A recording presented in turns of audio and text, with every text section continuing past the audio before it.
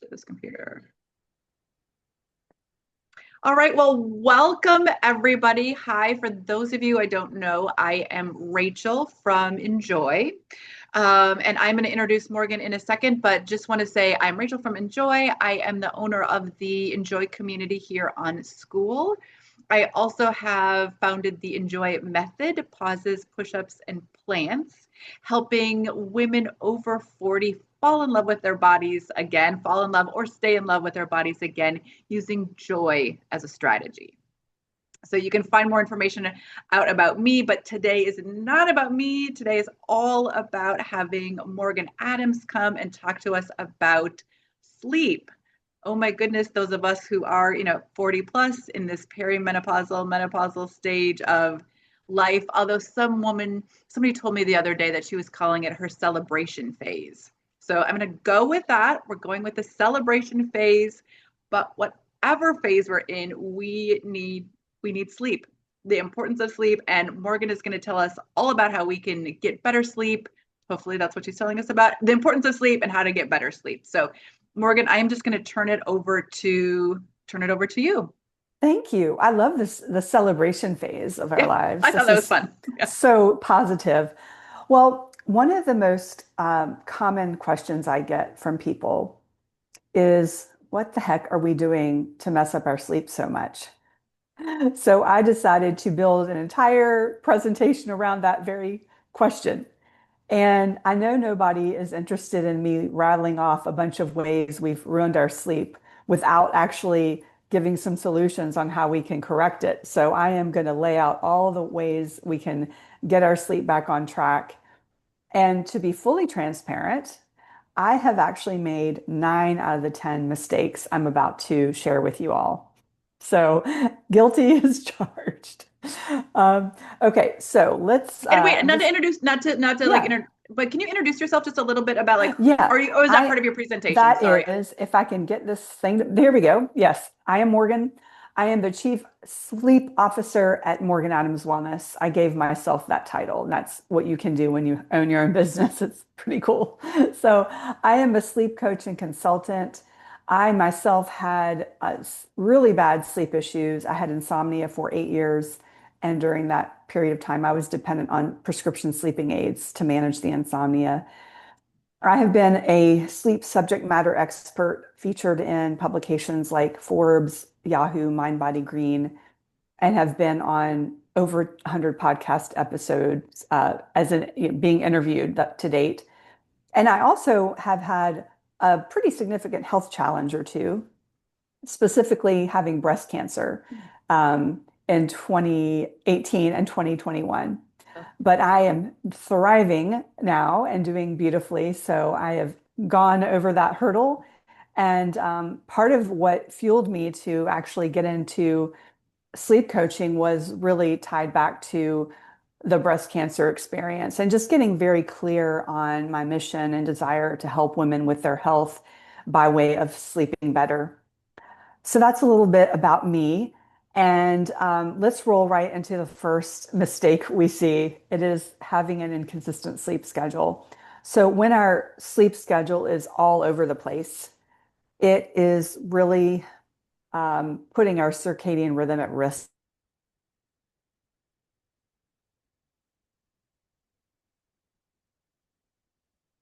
In my client population and just kind of everyone in general is having a really variable time between their weekday schedule and their weekend schedule.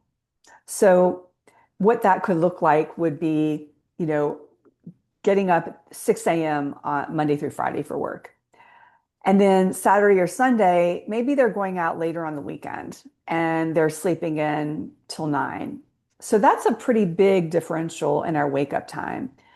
And what that can do is it can create a situation called social jet lag. And we've all probably been jet lagged at some point in our lives.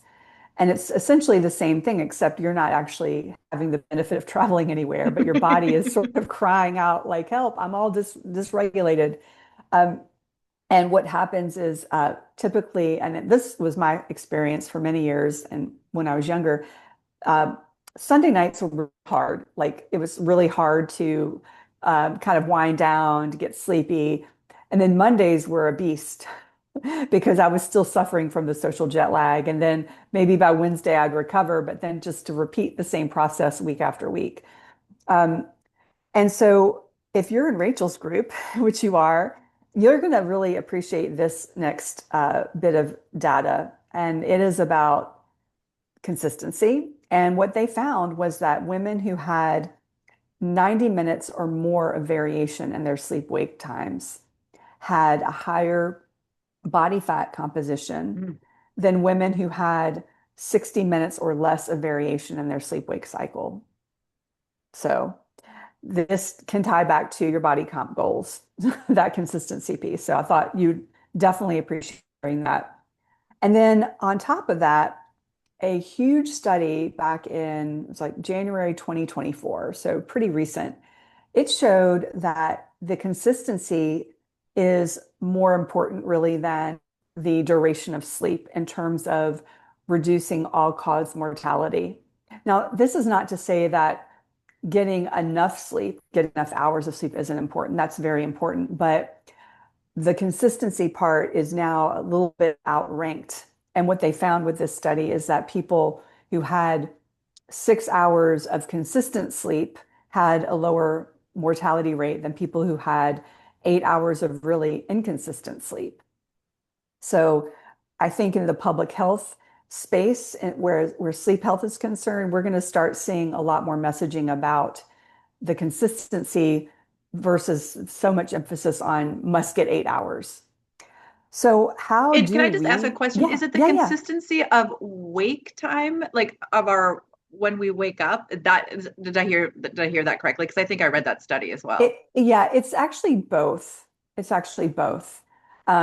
So I'm going to get into that and just and right here with this slide. So if you've got inconsistent all over the place sleep habits, the fix is prioritizing the consistency. And so how you do that is you actually start with your consistent wake up time every morning. So that is every day that ends in day. Okay. Love it, love it, love it. So what you want to do is figure out like, okay, what's a reasonable time for me to get up every day that I can realistically manage and keep to that time plus or minus 30 minutes. So you do have a little bit of wiggle room there. And then you want to pick a bedtime window similarly of about 30 minutes plus or minus. So you're pretty regular when you do this. So but it of both of these, the wake up time and the bedtime, what is a little bit more important is the wake up time because that anchors your circadian rhythm, that starts the clock. But the cool thing is that if you have that consistent wake up time, by default, you're going to start getting sleepy around 14, 15 hours later. And that's going to encourage that natural kind of like, oh, yawning, I'm sleepy, and I'm going to go to bed around the same time. So it all kind of follows suit beautifully. Okay. Number two, too much brightness before bed. Mm. I think at this point, we all pretty much know that blue light suppresses our melatonin, which is our sleepy hormone. There's some interesting facts about blue light that I've recently learned. One is that people with blue, like light eyes, like blue, like light blue or green eyes, can be more sensitive to blue light. And women, it seems, are a little bit more sensitive to blue light as well, which is really interesting. Now, there is a lot of variability in people's sensitivity to blue light, and it can be, or bright light, I should say, and that can be up to like a 50-fold difference. So what I often find is that like if I'm coaching a woman, she may say to me, my husband and I are doing the same thing at night on our screen. And it doesn't bother him at all, but it bothers me, or vice versa. So there is that degree of variability in how sensitive we are to that bright or the blue light. Um, so actually, this is interesting. Research showed that some people had their melatonin suppressed by 50% with just the light equivalent of a dim hallway light, while others needed the brightness of a fully lit room for the same effect. Wow. So, yeah, a lot of variation there. Okay, so the fix to this brightness that we're suffering with is managing your light environment. Okay, so first step to that is, in the lead up to bedtime, a couple hours before bed, start changing your living space, the area where you're spending your time in terms of the light situation. A lot of modern homes these days have these really bright LED overhead lights above us that are just blasting us with the blue light. So what we can do is we can turn those off or at least dim them way down and instead have maybe a table light or maybe candles. Like at home I like candles before bed. It really kind of sets the stage for just like nervous system like calming. It's lovely. And then the other thing is to dim the screens on your devices. There are these um, filters called F.lux, flux, or night shift. Now, I recently heard some bad news about these. Unfortunately, these actually only filter out about 50% of the blue light. Mm. Yikes. So that is not quite enough. So, what I really recommend is that if people are around bright or blue light in their home, that they use blue light blocking glasses. And I conveniently forgot the pair that I was going to show you here, but they are orange lenses. So they're not clear. They are actually orange or red. So you really want to make sure that when you're shopping for a pair of blue light blocking glasses, you're shopping with a retailer who has done all of the testing to make sure that they're blocking the blue light because there's a lot of really honestly crappy picks on Amazon that they're just placebos, really. And I've had clients who've used some of these Amazon blue light blocking glasses. Um, like I've switched them over to like the legitimate ones, and they're like it's night and day, literally like night and day, so different. So out of abundance of caution, I think that the blue light blocking glasses are a really smart choice for people if they're going to be watching TV or if they're going to be on their phone doing things.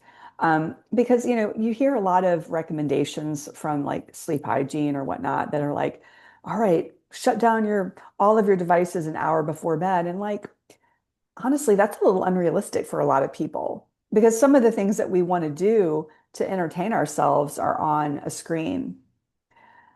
So another thing you can do is do a screen curfew. Like, Mm. kind of like you could maybe it's not an hour. It could be 30 minutes. It could be whatever it is. But like really making sure that you've got some kind of boundaries for yourself. It can be whatever works for you. Um, and just as an aside, like the screen issue is a very layered one, and there's a lot of controversy about it. But what a lot of people in this sleep space are really starting to talk about is that yes, the light is important, like the blue light is detrimental, but what's also very detrimental is the content that we're consuming on our screen. So if you're like scrolling social media, some of it can be triggering. Most often it can be kind of addictive, right? And so it's just kind of making our brains like a little bit too active. So I hate to see people who are taking the blue light message to the place where they're like they pop on their blue light blocking glasses and they're like, okay, I'm protected. And then they sit there and scroll all night. Well, no, you're actually not really fully protected because you're too engaged, your brain is too stimulated. So just being strategic about how you're using your screen, I think can be a good part of the conversation here. I love that. Two things about that. One, Yes. yeah, I had to stop watching Dateline. I mean, I love Oh, a good yeah. murder mystery, but I'm like, no, because that was then I would dream about like things happening, I right? Everybody know. you meet is going to kill you I on know. daytime. But the other thing I was going to ask is about, can you send me those some suggestions for the blue light Yes. blocking glasses? Because I would love to be Yeah. able to share your Yeah. like your suggestions because Yeah. yeah, my Of inclination would be I'll just go to Amazon and buy whatever, but I would love Yeah, of yours. course. So, Yeah, I have vetted a couple of brands that I think are outstanding, and I have a products page on my website with those two brands, and I can send you that products page. It has a lot of sleep friendly, circadian friendly products, and I also have discount codes. The companies were generous enough to hook me up with those codes for people in my community, which is pretty awesome because they're not, I mean, I'll be honest, they're not cheap glasses. But the way that I look at it is you're paying for the quality. And as long as you can keep track of your stuff, it's a one-time buy, right? You're there not, is that, but I also thinking about it is you are buying something for your health. I mean, absolutely. linking it back to this community too, if it is about that, your body composition is important to you, or your health is Yeah. important to you, not just body composition. Yeah. You're making an investment in your health. So that's great, though, and that's awesome if you can share that, and I will share that with Absolutely. everybody. I absolutely will. Okay.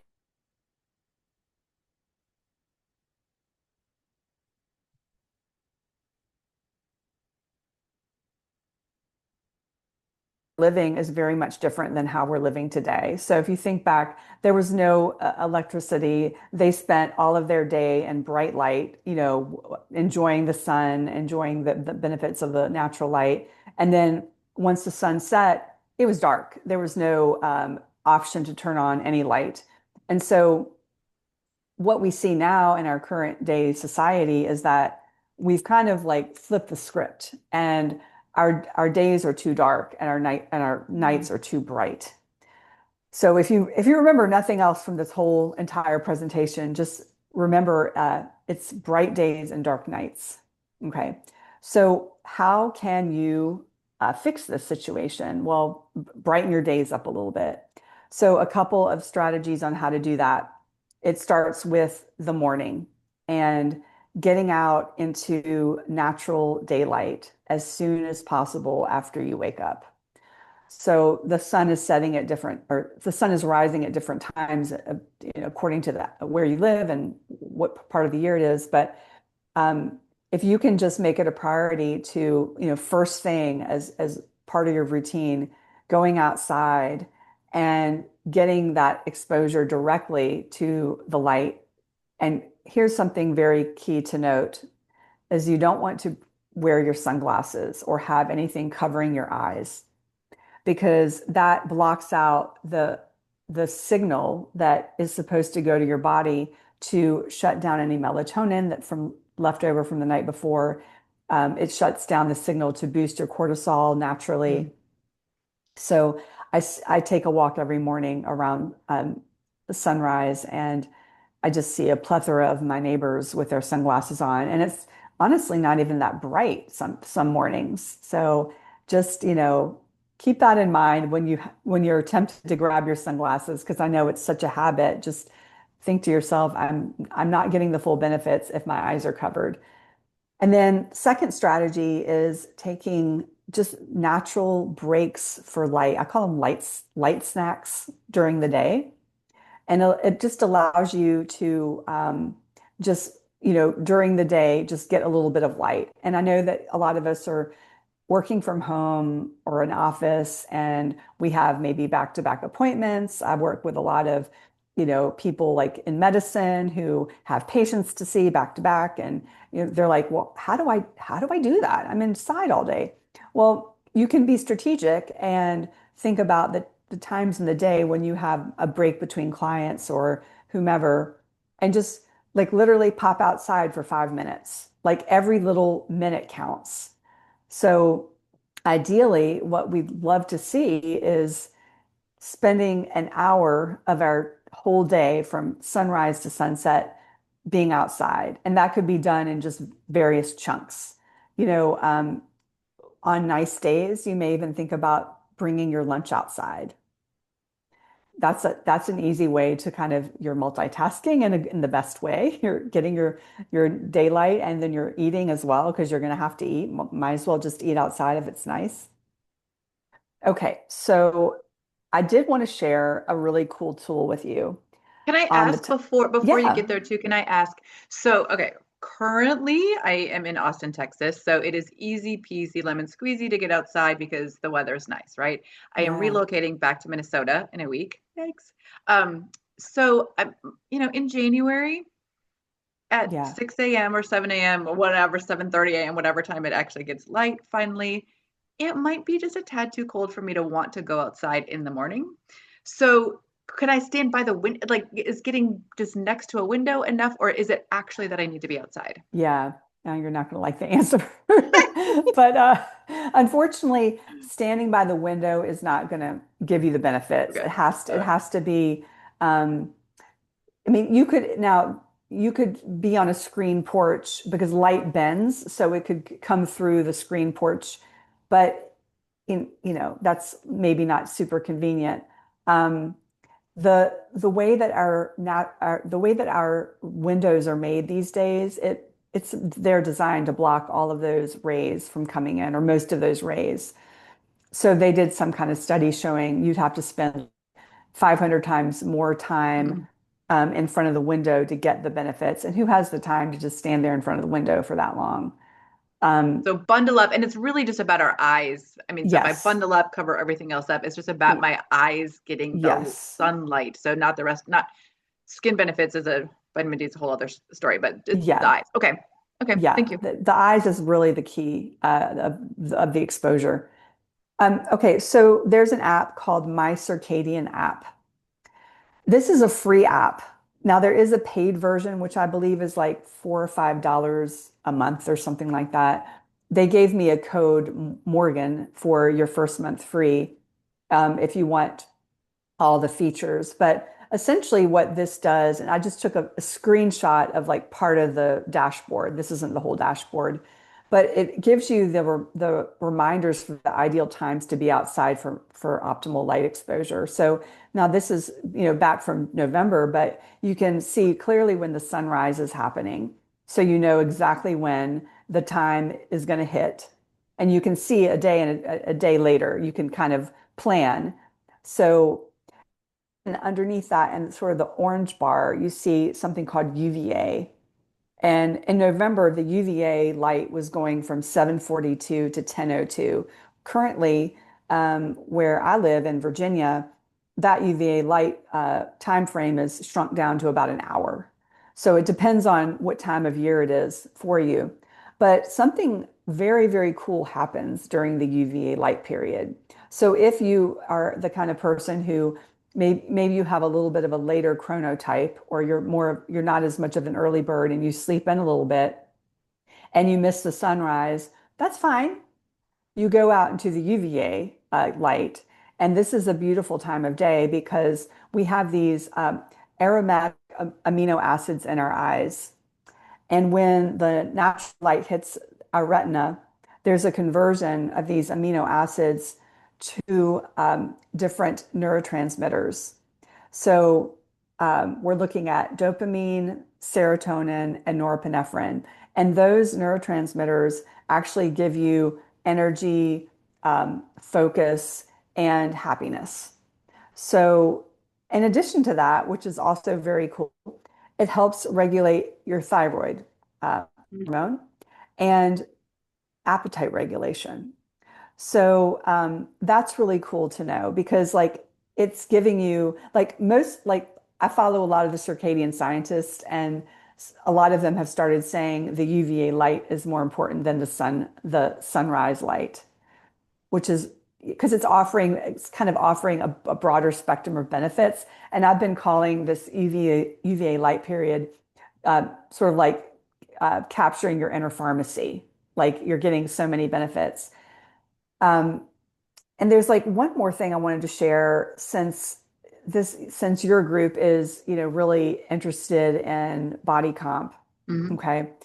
So this is somewhat related to light, but more about grounding. Okay. There was a small Mhm. study done where they had mm, I can't remember how many people, but it was a small study where the doctor in charge of the study asked people to not change anything about what they were eating. So, like, keep eating what you're eating. The only intervention was to put your feet on the ground for 15 minutes a day. That's all you had to do is you're grounding 15 minutes a day. Barefoot, And this right? It's barefoot, barefoot. yeah, barefoot on the earth.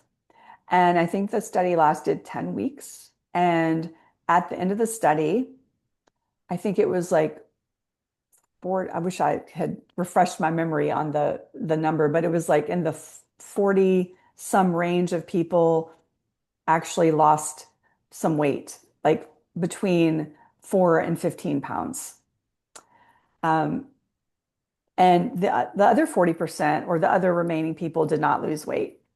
And so the doctor was speculating that the people who didn't lose weight had some kind of other healing opportunity that needed to take place above losing weight. So for instance, there was someone in the study who had carpal tunnel syndrome. And by the end of the study, she did not have to have that surgery on her for her carpal tunnel. It like healed up on its own because of being grounded. So by virtue of being grounded, you're also getting the light. So there is a tie-in here. Um, I tried this myself actually last summer. I did lose weight. I didn't change anything about what I ate. I lost about 8 pounds by doing this. And, I would do this like mainly, well, before it got too hot, I was doing this in the morning, but sometimes I would just eat my lunch outside on a lawn chair in my backyard with my feet on the ground. 15 minutes, bare 15 feet minutes. on the ground. I know. Like, and potential, I mean, I've it's heard not, of like the benefits of grounding before, but I haven't heard of that study. I love it. And well, yeah, and I love your antidotal, just like that it happened for you as well. That's it amazing. did. It did. I mean, I wasn't like overweight, but I mean, I was, trying to like trim down a few pounds and I didn't want to, I wasn't interested in reducing my food and I wasn't interested in, adding another exercise routine to the mix. But I was like, well, this is pretty cool. And I felt, and actually because of the light as well, my mood got better. So it was just like amazing. So, Going outside um, in my barefoot right that's after this, right. Morgan. I'm gonna go Let's just take outside off and our shoes, all of us. I mean, Okay. I don't love shoes. So I love Yeah. shoes. Don't get me wrong. I love being barefoot though. So Yeah. Okay. So number four, eating habits that are not supporting blood sugar balance. The reason I bring this up is because quite often when we think about wake ups in the middle of the night, those happen because our blood sugar has tanked and our right. cortisol gets activated and we have an awakening. Sure. So I'm not going to go too deep into this, Rachel, because I think this is probably content that you are like very on top of with Mhm. like your clients. But But it's good. It's always good to say it. So yeah, it's a good yeah. reinforcer. But like, how do we fix this? Is balancing our blood sugar during the day. So we're not just always focused on the blood sugar at night, but like all of that starts during the day and it starts with your breakfast.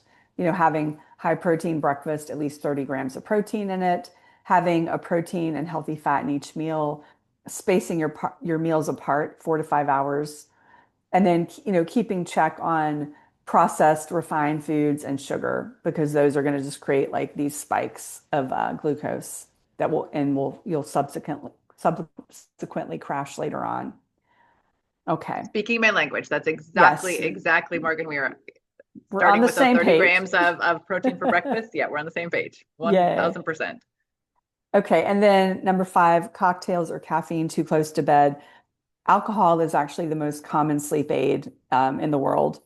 And it can relax you and help you get to sleep more quickly, but you do pay on the back end because what happens is it can create a lot of sleep fragmentation. You'll have potentially a lot more wake ups, and Mm. it will kind of suppress your REM sleep in the latter part of the night. Um, and they did a really interesting study years ago showing how much quality of our sleep is reduced by alcohol. And they showed that one alcoholic drink for women can decrease sleep quality by 24%. And so with each subsequent drink, the quality dips even more. And I can personally attest to this. I wear Whoop and I log when I drink. I log in that in my journal. And when I can see all of the behaviors on my dashboard that impact my recovery, it's negative 14% for my own recovery. And it's because the alcohol causes your heart rate to go more quickly.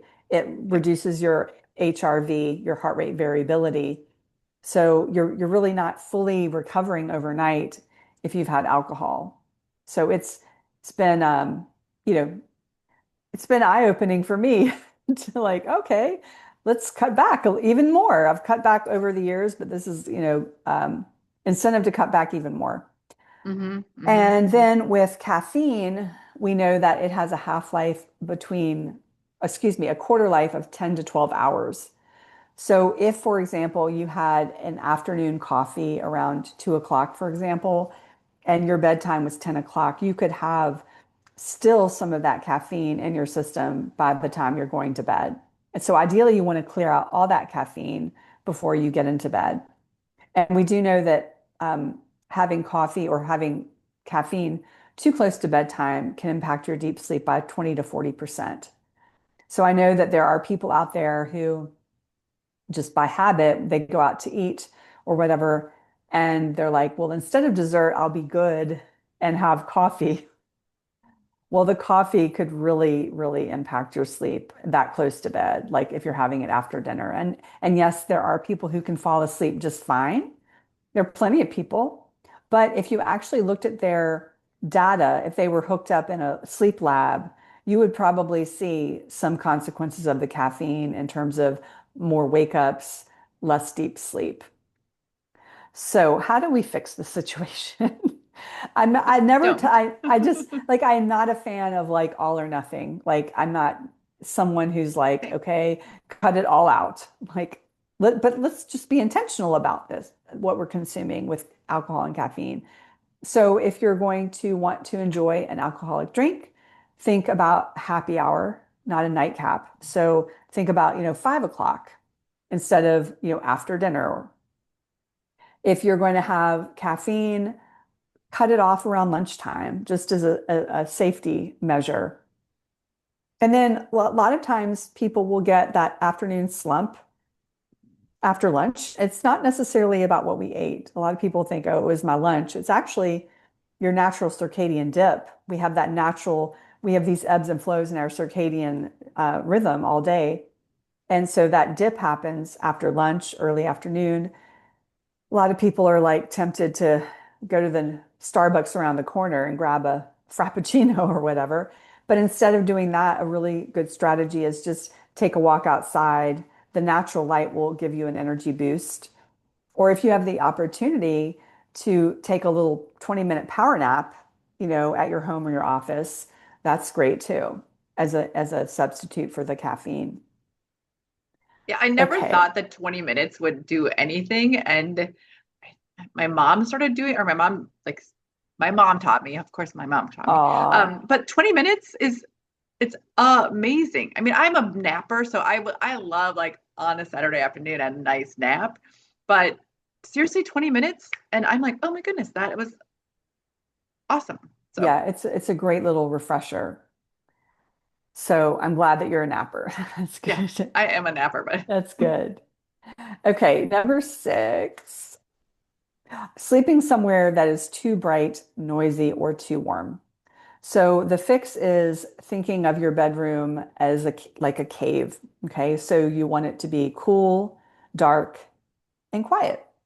So on the cool front, you're thinking about 65 to 68 degrees roughly, because your body needs to drop by a couple of degrees to initiate sleep. mm, mm, mm. So, in terms of your bedding environment, some of the bedding that is cooler tends to be bamboo sheets as opposed to cotton.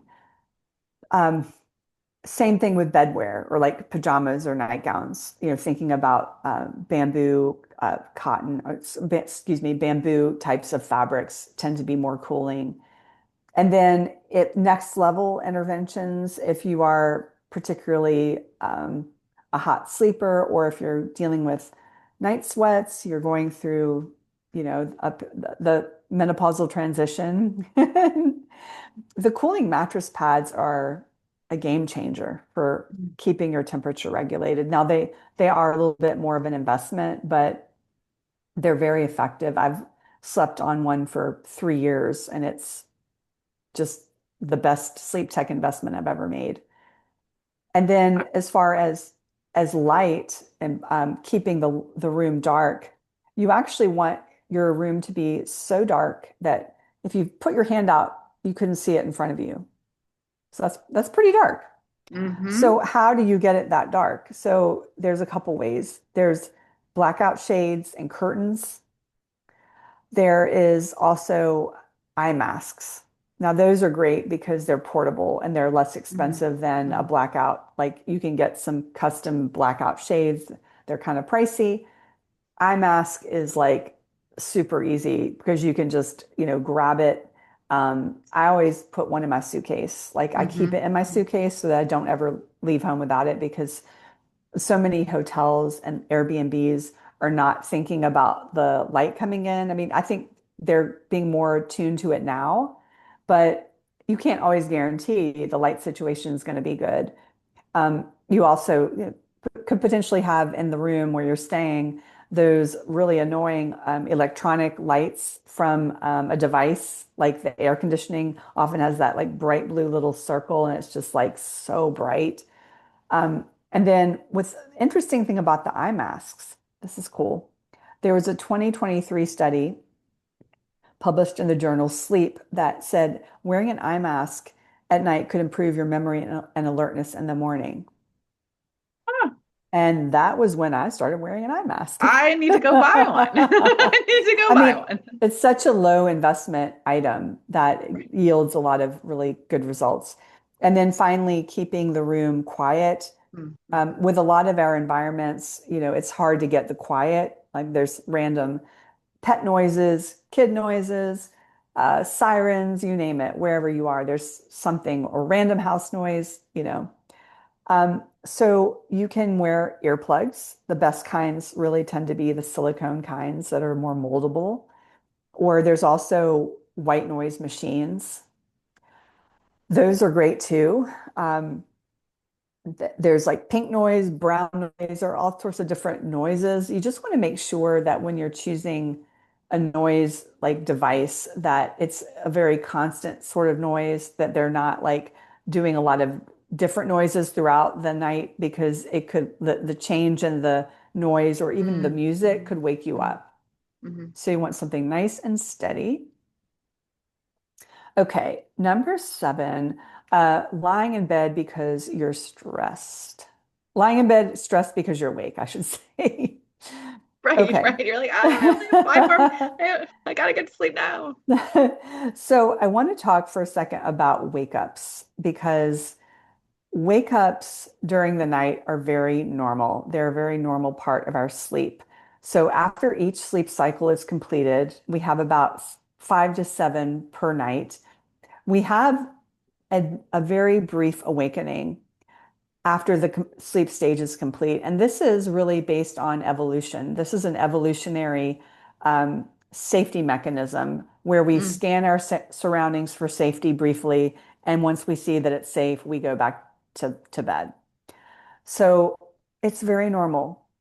Now, what the issue is when we have the wake up and then we realize we're awake. So if we're awake for like 2 or 3 minutes, we're likely not going to remember. But if the wake up is a little bit longer, sometimes we start to worry, like, why am I waking up? Like this is terrible. Why, then we start thinking catastrophic thoughts. Have you ever noticed that, like, if you wake up at 2 or 3 a.m., the thoughts that you have are not the same thoughts that you have at 12 noon. They're a lot more, you know, dire and catastrophic. And it's because our brain is wired this way. Our brain, our prefrontal cortex, that logical, rational side of our brain, is kind of shut down at night. And our amygdala, our irrational part of our brain, is really more online. So if your catastrophic thoughts are happening, it's because your brain is wired that way. But I Mm. think just having that realization and that awareness is key because you can kind of do some self-talk and say to yourself, Rachel, you're having a catastrophic thought. Things are going to seem a lot different tomorrow at 9 a.m.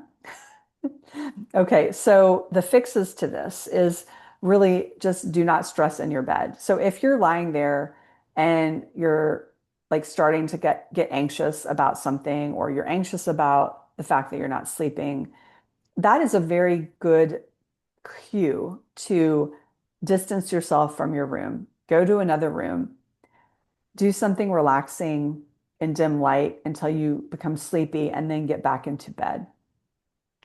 This is actually a technique called stimulus control, taken from uh, something called CBTI, cognitive behavioral therapy for insomnia, which is Mm. something that I use in my coaching.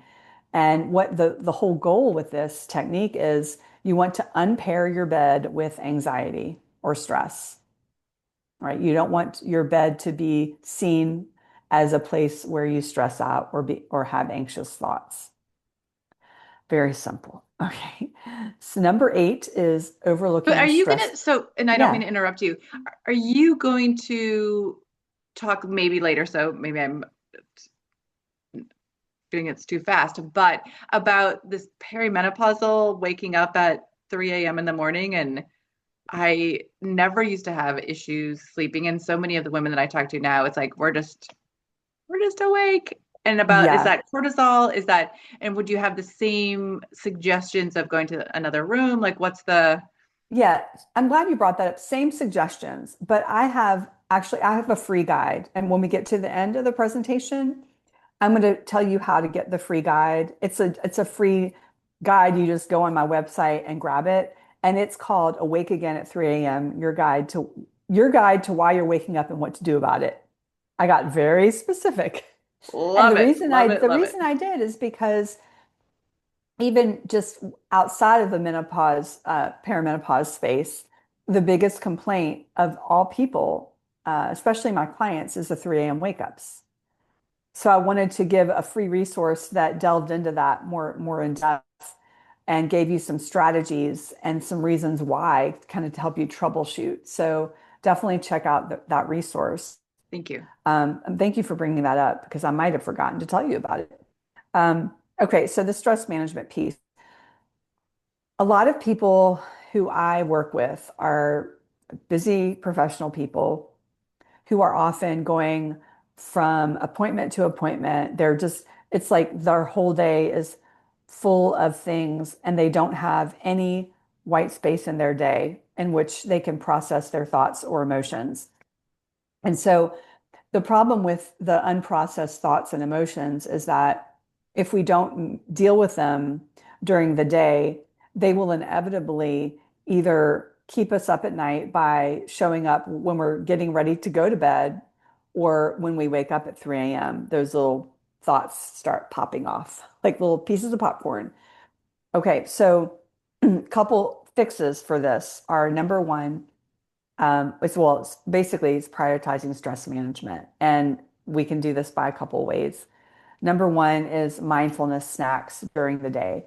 Now, we've probably heard of exercise snacks, so there's little bouts of movement scattered throughout the day.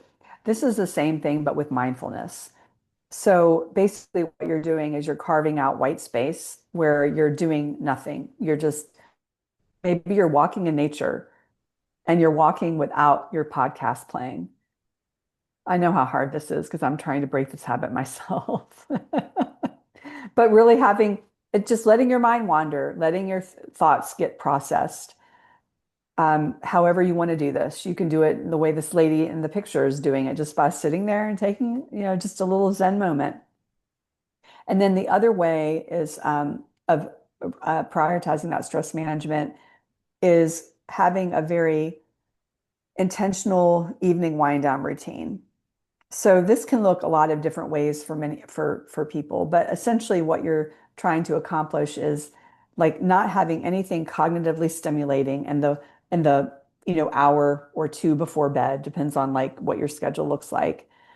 Um, Avoiding triggering conversations. If you're at home with your family, your partner, if somebody wants to talk about a heated topic, like maybe finances, right before bed, you're going to want to table that conversation until the next day because anything that's going to be conversationally triggering, you don't want that happening right before bed.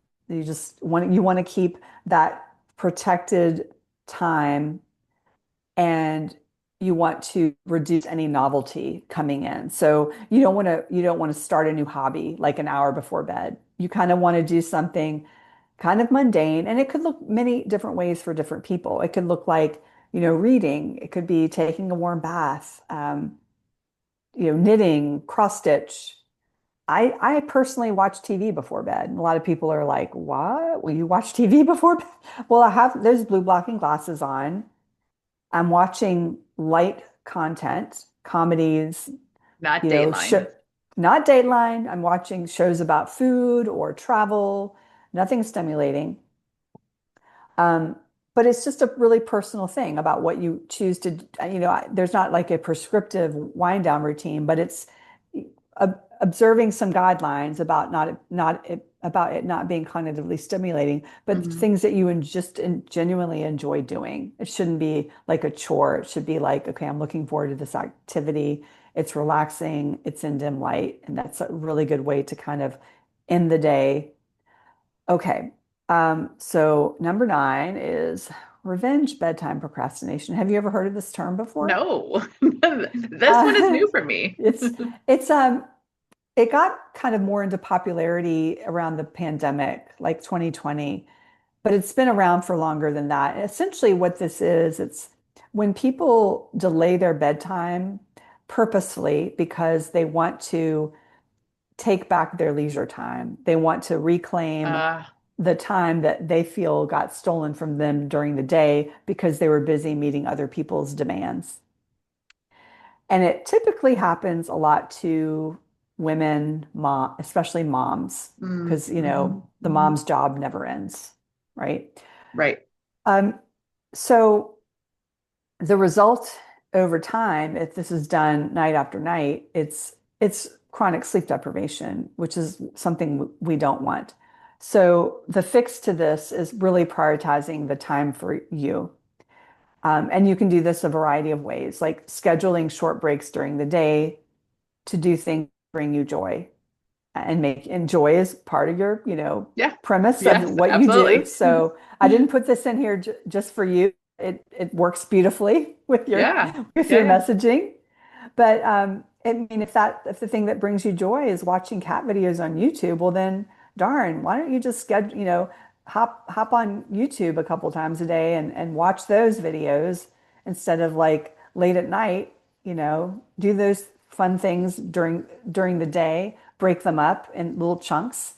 Um, and then in the evening, setting some kind of alarm on your phone or whatever to Mhm. wind down as an alert so that you don't lose track of time. If you are a TV watcher like me, you might want to consider doing this autoplay off feature on the streaming TV if you're doing Netflix or Apple TV, because what happens is the shows roll right into the next, right? And it doesn't give you any pause. It just like assumes you're just going to keep watching. So if it stops, it sort of like jars your brain to go, do I want to continue or do I not want to continue? And what you can remind yourself is, if I get to bed now versus watching another episode, like the consequences are I'm going to feel better tomorrow. I'm going to feel more ahead of my day. I'm going to be more focused and a better mood. So, like, if you need to remind yourself of your why for prioritizing sleep, you may need to do that. You may need to actually jot it down on a sticky, put it on your bathroom mirror to like keep that front and center for why you want to prioritize your sleep. Or on the TV itself or something, just to like. On the TV itself. There But I you love go. I love that turning off autoplay, because you're right, because then you have the agency and the choice to watch the next one. Right. And you might really want to because that's how Netflix works, right? It sucks you in. But at least if you have that pause, I love it. I love that. Netflix is sleep's worst enemy. They even had a advertising campaign years ago that said something to that effect. I don't think that would fly right now. I think the sleep has become more top of mind to people. I don't think that would work right In now, the last but couple of years, absolutely. At yeah, 1000%. Yeah. it's it's out of vogue right now. Okay, the last one is long-term use of sleep medications. And notice that I use the word long-term. So the class of drugs that Ambien falls in, Lunesta, Sonata, those are called the Z drugs. Z is the um, alphabet letter. Those and benzodiazepines are, really very commonly used among people who are having sleep problems. And they're actually not meant to be used long term.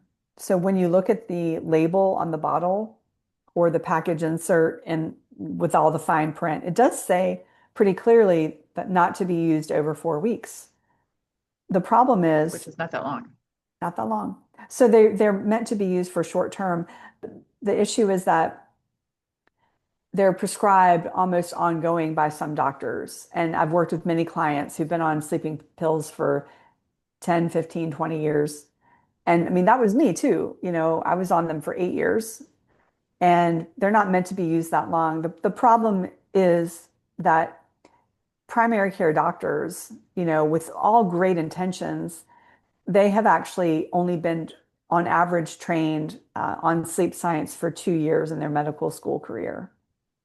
Sorry, did I say 2 years? Yeah. Two.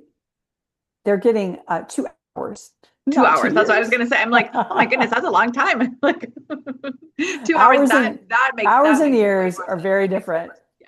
Yeah. Yeah. So imagine, so you're a doctor, you're in school for this long, and we know that people are sleeping about a third of their lives, and you're devoting 2 hours. It's not enough. They're getting more training on how to manage diabetes. And yes, diabetes is very important, but only a small percentage of Habit. the Yeah, yeah. have Yeah, it. yeah. So, We but all sleep. We all have to sleep.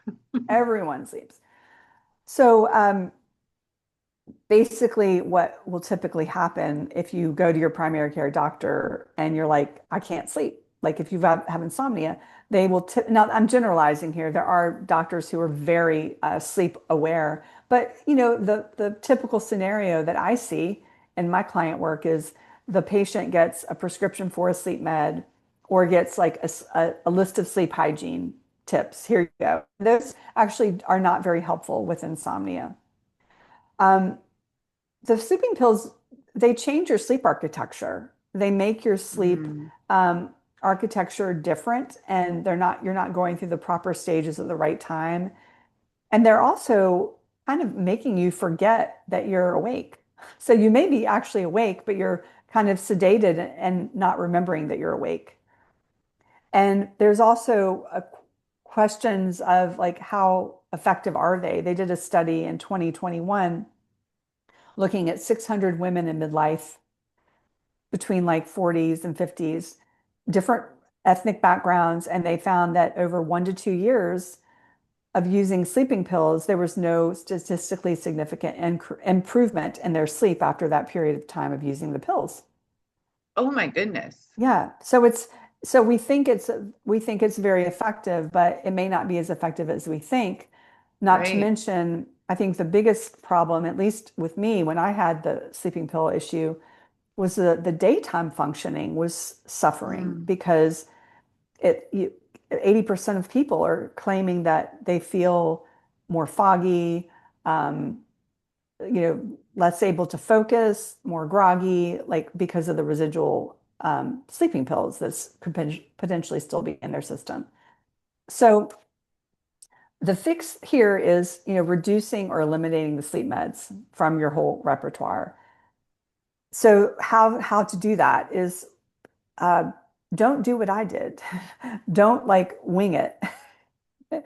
uh, get with your prescribing provider and get guidance from him or her about how to taper safely off of it because some of these you just can't stop cold turkey or you'll get what they call rebound insomnia. Oh, So you want to go very slow decline over time.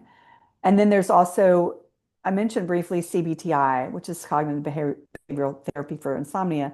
And that has been the gold standard in insomnia treatment for years over sleeping pills because there's no side effect profile.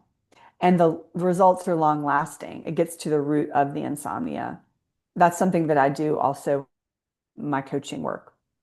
you actually offer the CBTI. Yeah, CBTI is part of the modalities that I use. I use, that along with circadian rhythm optimization practices and mindfulness. So it's sort of like I call myself a holistic sleep coach because I'm Love really it. looking at all parts.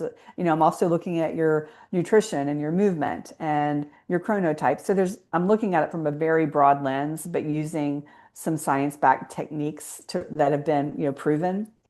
So it's quite comprehensive. So we finished all of the reasons. And so yeah, I work with women one-to-one and an individual container.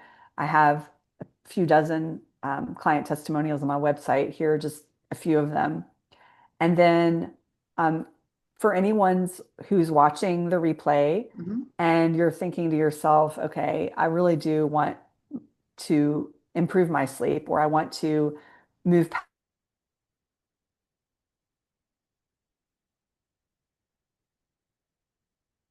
And it's just a conversation about your sleep. And, if you have questions about how sleep coaching works, you can ask those of me and you can book the call through getting this little QR code or just going to my website. So, how you can get connected to me, my website, Morgan Adams Wellness, has you can schedule that consultation. You can access that free guide about 3 a.m. awakenings there. Perfect. I Okay. have a newsletter that I send out every week or two with some sleep insights. And here, all of the handles where you can follow me on social media. That's obviously how we met, Rachel, is through Yeah. LinkedIn. So I'm very active on those platforms.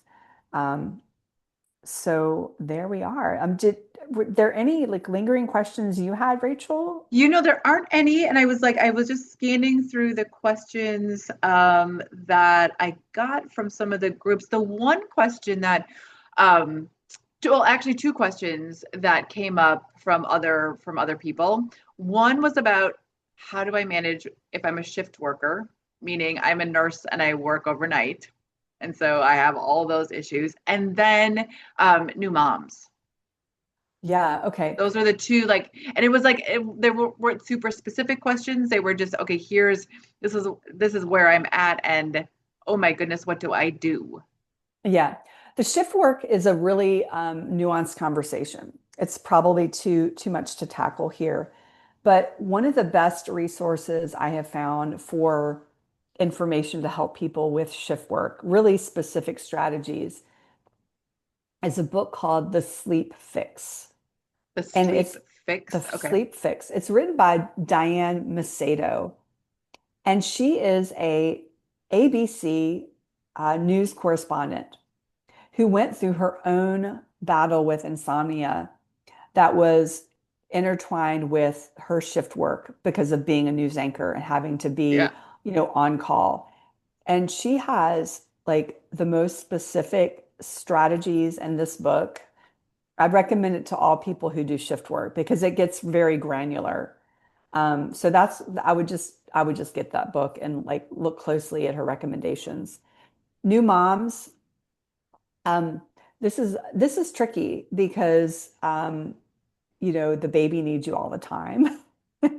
So what a lot of and I really am what I'm finding is that the recommendation for new moms is that to really have the mom get 4 hours of uninterrupted sleep a night, like in a chunk, not 4 hours total, but really optimizing her ability to do that, right? By having some help. And this, it all comes down to getting help, whether that's your partner, family member, hiring someone. I mean, it's a tricky situation, but really the new mom needs is at least 4 hours of uninterrupted sleep in the night. Okay. Four. I mean, she's going to need more than four, but like to have like the worst situation is to have like 1 hour, it's broken, then she gets another hour that's broken. And then like it's just you need a chunk, like that 4 hour chunk. It's really important.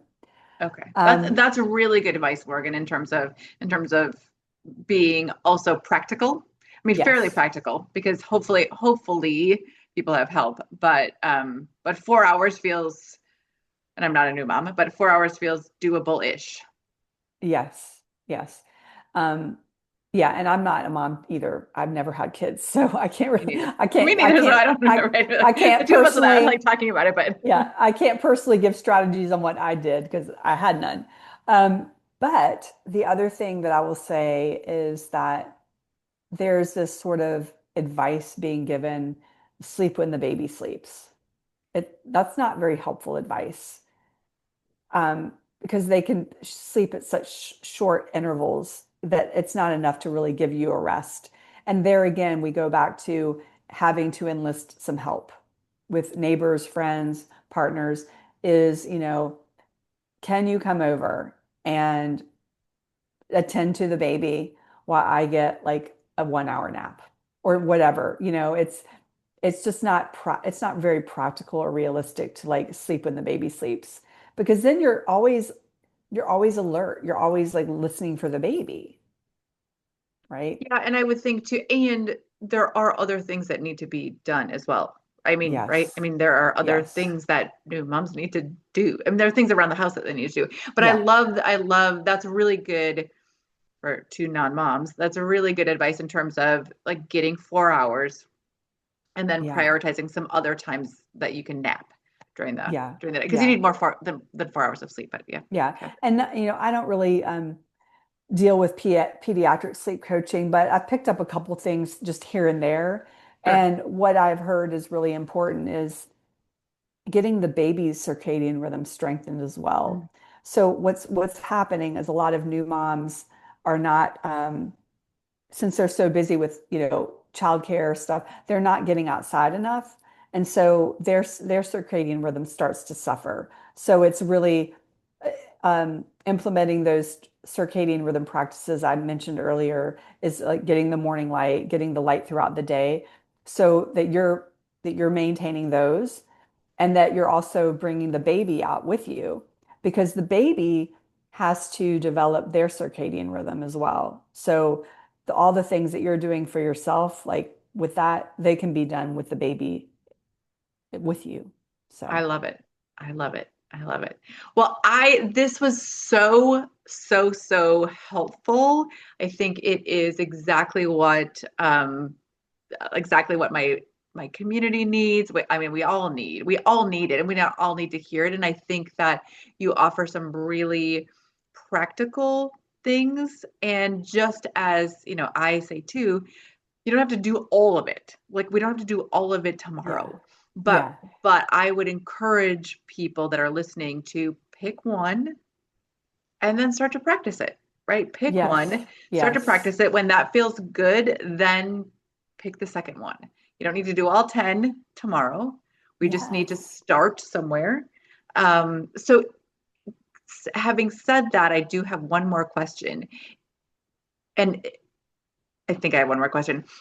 Um, if I was looking at this and I was doing none of the 10, like I am like, just pretend I'm doing nothing. Do you have a suggestion about what would be the first one, or is it individual to the person? Yeah, it's a great question. I would say the first thing I would do is get the morning light, because Okay. it's the most accessible thing that you can do. Now, it can be more challenging in times of cold weather or, rain or whatever. But that when I'm working with people and they start doing that, that tends to give people like the most immediate results that Okay. I've seen. It's like it gives you kind of the biggest bang for your buck. And it doesn't cost anything. It just requires you to be intentional and getting yourself out the door, like just doing the thing. And it's either like right away at sunrise or it could be during those UVA Yeah, timeframes too. it could. Yeah, it kind of depends on when you get up. Like when is your wake up time?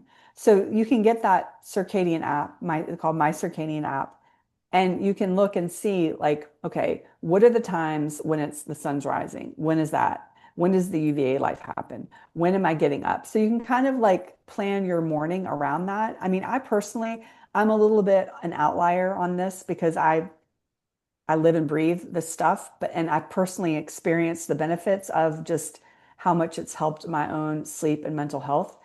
I I prioritize the sunrise walk. I do a 10-minute sunrise walk, and then I come home. I eat my high protein breakfast. I do my workout, and then I get out again into the and spend a little bit of time in the UVA light because I want it all. I guess it's called light greed, maybe. I guess if that's what it is, I'm guilty of it. Yep, Light that is greed. fine. I'm like all down for that as well. Yeah, yeah. I love it. I Um, love it. so, you can kind of double up, but like I heard someone say in the circadian space, any any outdoor time before 10 is like money in the bank before 10 a.m. Okay. Okay. So We'll like take that. if you can kind of front load that time spent outside in the morning, you're better for it. I mean, the time spent outside anytime is great, but especially just in the morning is even better. All right. That is my takeaway. Before 10 a.m., get outside. I will bundle up when I get back to Minnesota in January and still get outside and get my little eyeballs in the light. So, Yeah, and no oh, well, sunglasses. yeah, yeah. Thank you, thank you, thank you. I'm so glad that you were here today. I know that there will be other questions, other things, but you have all of the people know where to get a hold of you. Yeah, And I just appreciate your time today. you're very welcome. It's my pleasure. All right, thank you. I am going to stop recording if I remember how to do this. Stop recording.